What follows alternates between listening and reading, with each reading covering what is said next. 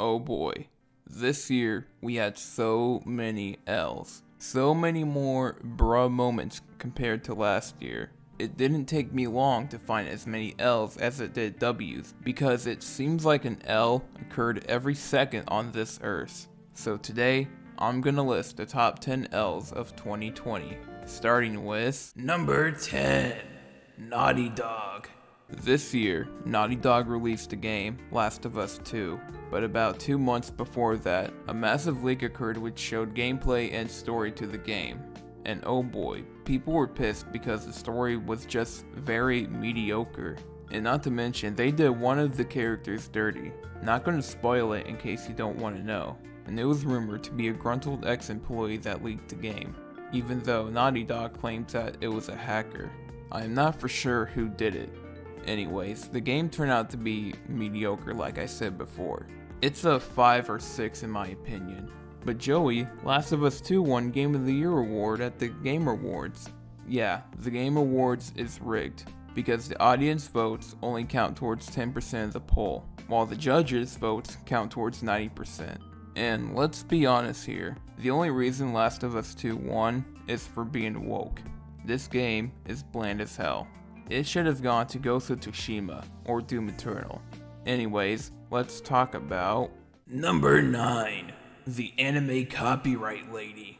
Okay, some of you probably don't know who I'm talking about. To avoid any issues, I have to use code names for some of these people on this list. Anyways, back in late March to late April, this individual was being called out by commentary channels for barely reacting and pirating anime episodes. She would sell her quote-unquote reactions on Patreon and on her own website. And out of nowhere, the people who were calling her out had their videos removed. That's strange. She claims that she didn't flag any of the videos down, yet never showed her flag history at all. Yeah, totally innocent.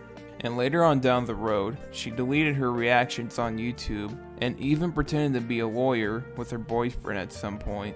I can go on, but we have other things to talk about. Alright, let's get to number 8, The Hub. Oh boy, we all know what The Hub is. Earlier this year, people were calling out The Hub for having certain illegal videos on the website. On top of that, it was shown that it was extremely easy to lie about your age on The Hub, which can let people easily upload whatever they want. And not to mention, The Hub monetizes every video that gets uploaded to the site. So in retrospect, The Hub was getting revenue from these said videos. If you want more detail on this, I suggest you watch Mudahar's video on the entire ordeal. Anyways, later on down the road, both Visa and MasterCard banned the use of their services on the Hub, which heavily affected the Hub because most people use those credit cards. This then caused the Hub to pull the plug on the vast majority of its videos, even the ones that were 100% legal. This site went from 13.5 million videos to 2.9 million videos as of Christmas Eve. And though I fully understand why this happened, I'm still going to give the Hub 8th place on this list. Alright, let's get on with number 7, Karen Twitch streamer. Most of y'all know who I'm talking about, so let's just get to the multiple points. A certain YouTuber named Gundam made an entire video making fun of her simps. The Karen then saw this and decided to call out his sponsors for making fun of her money givers. Sorry, I mean loyal fans. And everyone agreed that this was a bitch ass move to do. Then later on, this whole document was released exposing her for a short story. She played with some dude's heart and lied about him being manipulative, when it was actually quite the opposite. And I really don't want to get into that whole thing because this segment would be really long if I did. So let's get to number 6, the guacamole lover. Oh boy, I know y'all know who I mean when I say guacamole lover. But anyways, this year, the guacamole lover was exposing people for being racist and whatnot. I mean, okay, if you're exposing people for being actual racists, then okay, I get it. But no, this isn't the case with her. For one, she accused the wrong person one time, and whenever she exposed someone, she would like to reveal private information about these said individuals, which in my opinion is taking it a bit too far. So with her power and her mindless fans, she potentially ruined an innocent person's life. But that's not the only case with this lady. Later on, she got mad at a 13-year-old for saying the guacamole meme on IG, and she fucking leaked the dude's phone number on Twitter over a fucking meme. No cap. In case y'all couldn't tell, this lady is nothing but a spoiled former child actress. This action then caused everyone on Twitter to spam her with the guacamole meme, and she did not like that at all. And that's why Guacamole Lover takes 6th place on this list. Okay, next up is number 5, Nintendo. Coming in at number 5 is none other than Nintendo themselves. Now forever, Nintendo has always been known to be a shitty ass company with good games, but this year, they took it a step too far. To begin, they ended up taking down an 18+ parody game featuring Princess Peach. Now why would they do that? Who knows, maybe they're making a version of their own soon, cause they have a pattern of doing that. And secondly, they sent cease and desist letters to a Melee tournament since Nintendo doesn't like its own community. And one more reason was that there was a leaked document that surfaced just a few days ago. It turns out that Nintendo ninjas are actually real, and they like to stalk people they don't like by spying on their daily life. That's some FBI shit right there. These are just 3 reasons why Nintendo takes an L this year. I can go on and on, but I have other L's to talk about. So, let's talk about number 4, DMCA laws. As most of you already know, DMCA laws are some of the most bizarre and outlandish laws to exist. And a recent DMCA law was added that could potentially give streamers jail time for playing copyrighted music on stream.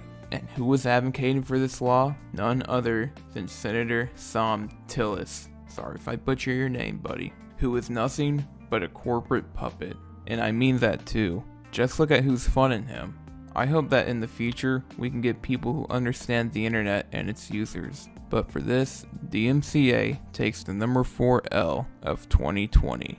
Okay, next up is number 3, Netflix. This year, Netflix released a disgusting piece of crap movie called Cuties, and in that movie, they sexualize actual fucking children. What in the absolute fuck? This movie got people to cancel their subscription to Netflix, and it even got Netflix indicted in the state of Texas. But Joey, this movie is about how sexualizing kids is bad. Okay, I get the message, but why would you say that's bad? Then continue to do just that. That's like if I said murder is bad, so I'm gonna murder an old lady to prove my point. See? It makes no sense. And let's not forget that this was the original description to the movie before Netflix changed it. It's obvious that they were trying to get pedophiles to watch this shit so they can get views. Either that or this movie was a great honeypot set up by the FBI. But this disgusting movie is why Netflix takes the bronze L this year.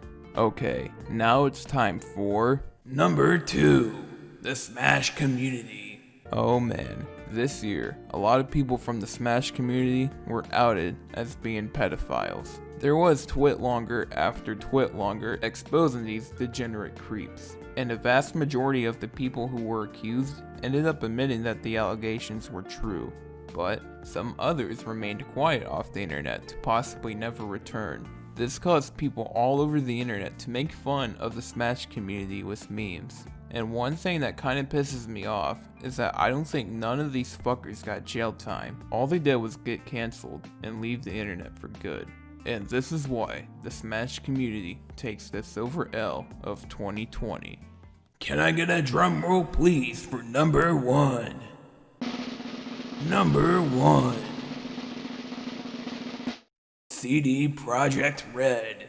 Yes, CD Projekt Red takes the number 1 L of 2020. As most of you know, CDPR finally released their long-awaited game, Cyberpunk 2077. And oh boy, people were rightfully mad at CDPR. For one, they lied about the game running surprisingly well on the base Xbox One and PS4. The game on those consoles looked like a 7th gen game, and this game has so many goddamn bugs in it. They had 8 years to make and polish this game. What were they doing for most of that time? Jerking each other off?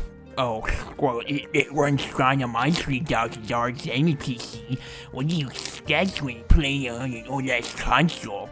Oh, gee, I don't know. For it to run surprisingly well like they said it would. All of this caused both PlayStation and Xbox to delist the game from their store, and their stock prices are rapidly dropping as we speak. And one more thing, it turns out that CDPR are nothing but a bunch of bootlickers for the Chinese Communist Party. About a week ago, they claimed on Twitter that they removed the game Devotion on GOG, which is their own game store. And in the game Devotion, there is references to calling the president of China Winnie the Pooh.